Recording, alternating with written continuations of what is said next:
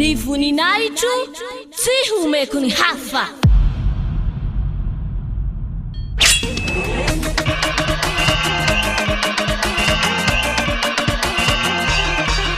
Quatre mars, fête bien Nyaosha.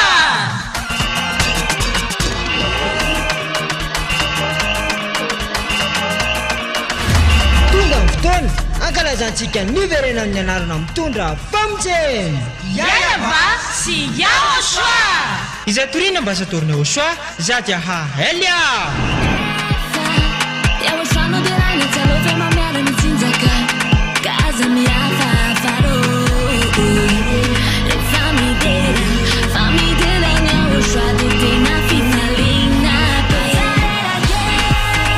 Ny tena koavambe no sady tena mahafaly dia ho avy eo mihitsy Yaosha ilay niteny taminao hoe aza manota intsony, aza manota intsony.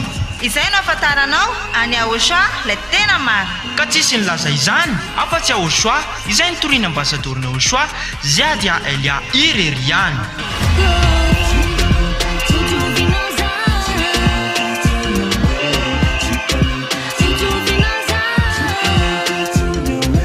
Ny faevatra ny volana marsa ho avy zao ary tena fety be manetriketrika Ety amin'ny fohy be ny fanjakana Osha Ambohidrapeto Antananarivo Madagasikara.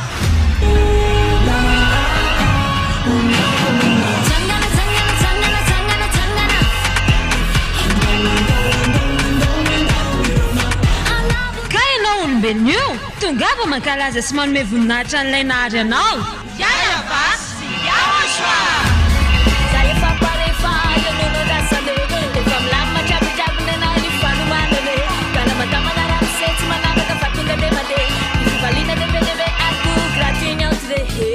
Kutungava daholo raha iara-pety amin'ny faefatra ny volana martsa ho avy zao. Azadino